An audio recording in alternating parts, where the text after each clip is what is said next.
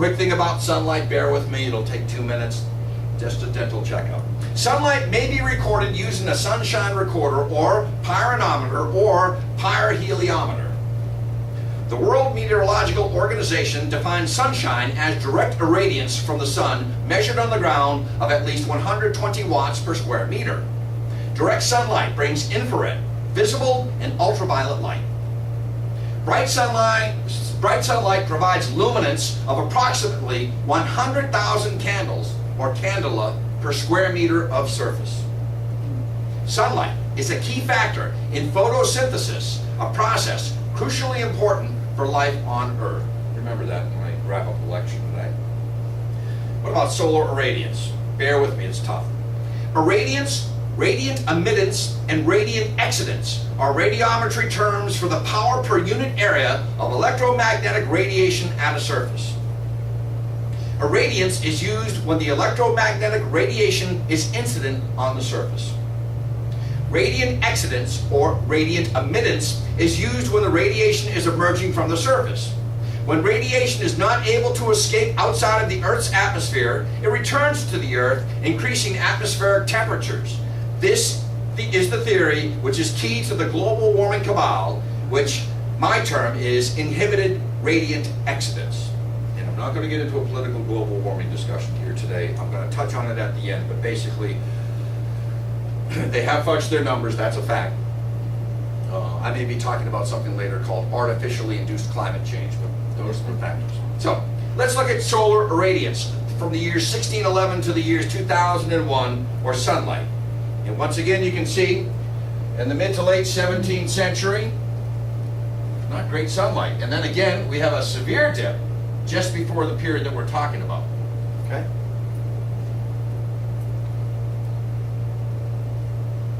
And that corresponds, of course, with the Maunder minimum. And of course, it also corresponds with the Dalton minimum. Now, sunspots. Well, sunspot populations quickly rise and more slowly fall on an irregular cycle about every 11 years. Over the last decades, the sun has had a markedly high average level of sunspot activity. It was last similarly active over 8,000 years ago. A historic solar maximum took place in 1958. Next up is 2012 and 2013. So when you hear about all those doomsayers talking about 2012, I'm thinking about two things. When's the sun going to erupt, and when is the economy going to crash completely?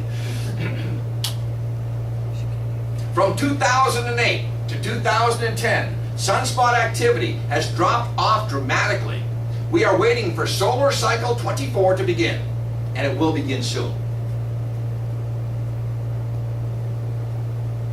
Sunspots are manifestations of solar magnetic activity. In general, the more sunspots there are, the more active the sun is. Ironically, the sun is usually brighter when a large number of sunspots mar its visible surface as solar irradiance is increased. Well, a lot of sunspots, more sunlight, more powerful sun. Quick history of solar observation. Apparent references to sunspots were made by Chinese astronomers in 28 BC, who probably could see the largest sunspot groups when the sun's glare was filtered by wind-borne dust from the various Central Asian deserts. They had a filter.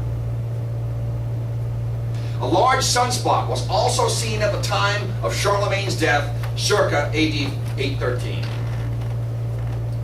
Sunspot activity in 1129 was described by John of Worcester. Averroes also provided a description of sunspots in the 12th century. And this is a drawing of a sunspot in the Chronicles of John of Worcester, circa 1129. We all know this guy. Well, early incorrect scientific deductions regarding sunspots were corrected and explained by Galileo Galilei around 1612. They were first observed telescopically in late 1610 by the English astronomer Thomas Harriot and Frisian astronomers Johannes and David Fabricius, who published a description of sunspots in June 1611. At the latter time, Galileo had been showing sunspots to astronomers in Rome, and Christoph Scheiner had probably been observing the same spots for 2 or 3 months. Galileo lived from 1564 to 1642, and he observed sunspots from Padua, Italy in 1610.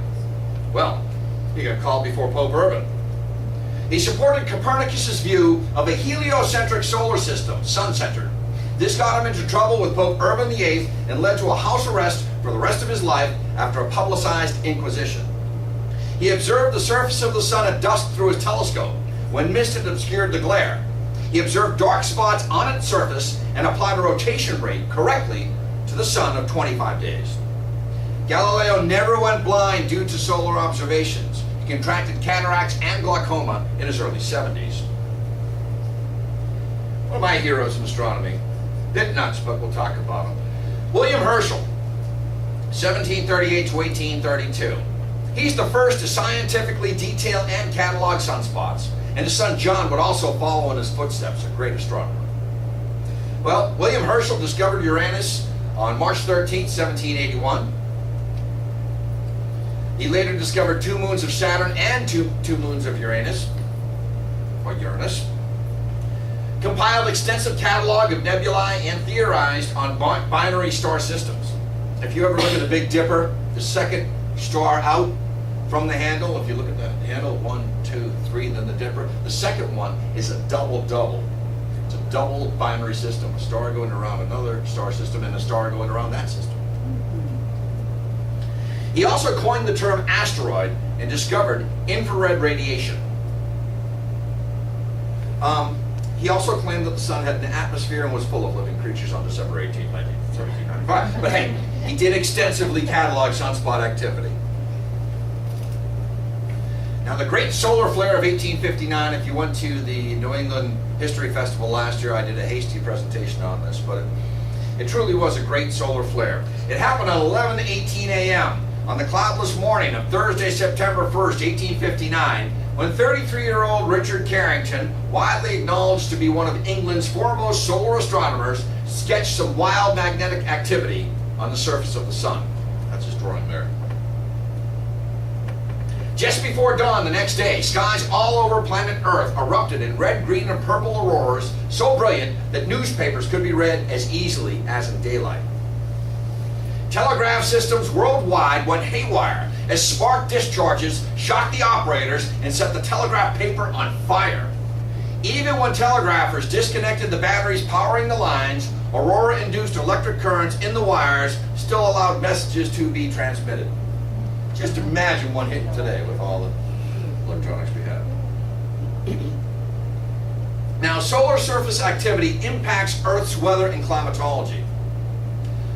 This explosion produced not only a surge of visible light, but also a mammoth cloud of charged particles and detached magnetic loops, a coronal mass ejection, or CME, and hurled that cloud directly towards Earth. The next morning, when the CME arrived, it crashed into the Earth's magnetic field, causing the global bubble of magnetism that surrounds our planet to shake and quiver.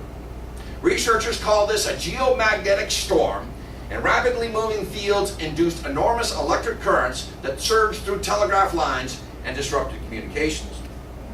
At the Rocky Mountains, the auroras were so bright, the glow awoke gold miners who began preparing breakfast because they thought it was morning. And finally, severe solar geomagnetic storms have occurred in 1921, 1960, 2001, and 2003. Some other ones, great solar flares of the 19th century. Dave Smith, the Civil War aurora, I've got some good details on that, December 14th, 1862. October 14th and the 24th, I call this the New York, Cleveland, and Cincinnati aurora. The Paris aurora of February 5th, 1872. And August 18th, 1872, a second aurora. It was called the most remarkable auroral display that has occurred within the memory of the present generation, according to the New York Times.